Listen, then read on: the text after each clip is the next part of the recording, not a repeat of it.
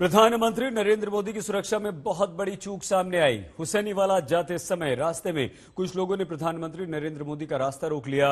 आरोप है कि बीजेपी अध्यक्ष जेपी नड्डा पंजाब के मुख्यमंत्री को फोन पर फोन करते रहे, मगर चन्नी साहब ने कोई रिस्पांस नहीं दिया और आखिरकार प्रधानमंत्री नरेंद्र मोदी बठिंडा एयरपोर्ट वापस लौटे और उन्होंने पंजाब के अधिकारियों से कहा कि अपने सीएम को धन्यवाद कहना, मैं जिंदा लौट पाया।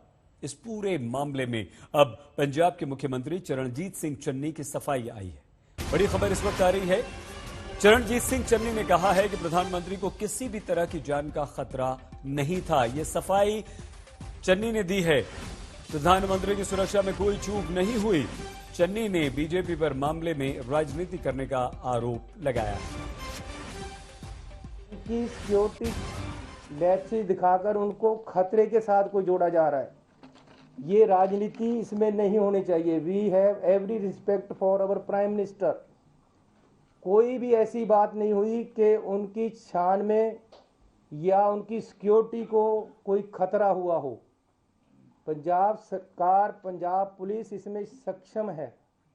ये इस कारण हुआ कि हेलीपैड से हेलीकॉप्टर पे जाना था, अचानक प्रोग्राम सड़क पे जाने का बनाया गया, जो कि प्रोग्राम में नहीं था, पहले से नहीं था। प्रधानमंत्री नरेंद्र मोदी के एक बयान ने पूरे देश हिंदुस्तान को हिलाकर रख दिया। प्रश्न हो रहे हैं कि प्रधानमंत्री नरेंद्र मोदी की सुरक्षा के साथ इतना बड़ा खिलवाड़ कैसे हुआ। बीजेपी पंजाब सरकार पर सवाल उठा रही है तो कांग्रेस बीजेपी पर पलटवार कर रही है।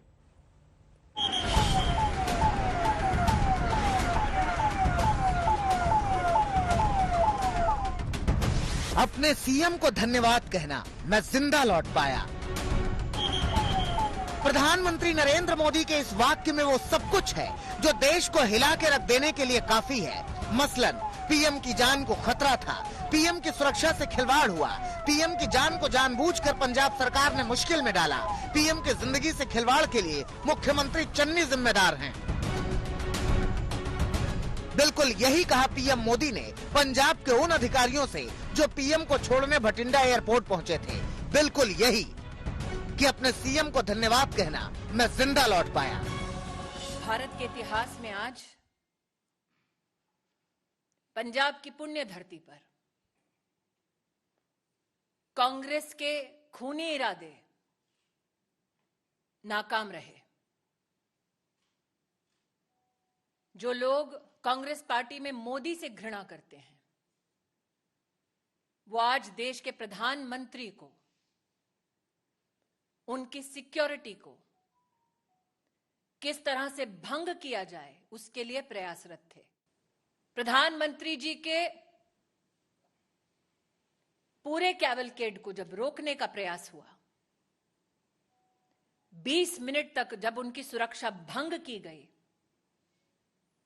जिन लोगों ने प्रधानमंत्री की सुरक्षा को भंग किया, उन लोगों को प्रधानमंत्री की गाड़ी के पास तक, उस स्थल तक किसने और कैसे पहुंचाया? क्योंकि हिंदुस्तान में हर नागरिक जानता है कि प्रधानमंत्री की इस वक्त की मूवमेंट कहां, कब, कैसे हो रही है, यह साधारणतः जानकारी उपलब्ध नहीं होती। उस क्षण किसने उन लोगों को फ्लाईओवर पर भेजा, ठहराया, व्यवस्था की, इसका जवाब पंजाब की कांग्रेस सरकार को देना होगा। तो इस वाक्य की संवेदनशीलता को समझते हुए आगे बढ़िए और इस वाक्य के पीछे जो कुछ भी घटा उसे साक्षात देखिए। ये तस्वीरें पंजाब के फिरोजपुर में हुसैनीवाला जाने वाले रास्ते की हैं। यहाँ गाड़ियों का रेला लगा है। यहीं पर प्रधानमंत्री नरेंद्र मोदी के काफिले को रोक लिया गया, ऐसा आरोप है। बताया जा रहा है कि पीएम मोदी इसी रास्ते पर 15 से 20 मिनट तक रुके रहे, क्योंकि रास्ता रोकने वालों ने प्रधानमंत्री के खिलाफ विरोध प्रदर्शन शुरू कर दिया था। चाहे राष्ट्र का विकास हो, राष्ट्र का हित हो या राष्ट्रीय सुरक्षा, सभी को अपनी निजी राजनीति के तराजू पर तौलते तौलते आज वह इस सीमा तक आ गए कि मोदी जी के प्रति ईर्ष्या, मोदी जी के प्रति वैमनस्य, मोदी जी के प्रति घृणा, means both in the jealousy, contempt and hatred. सरकार के रूप में अपना संवैधानिक दायित्व, राजनैतिक दल की मर्यादा और मानव जीवन का मूल्य यानी इंसानी जान की कीमत, तीनों को तार-तार कर दिया। काफी देर तक पीएम मोदी यहाँ फंसे रहे और अंत में भटिंडा वापस लौटे और लौटते वक्त अधिकारियों से यही कहा कि अपने सीएम को धन्यवाद कहना, मैं जिंदा लौट पाया। बीजेपी कह रही है कि पीएम के खिलाफ ये बहुत बड़ी साजिश है।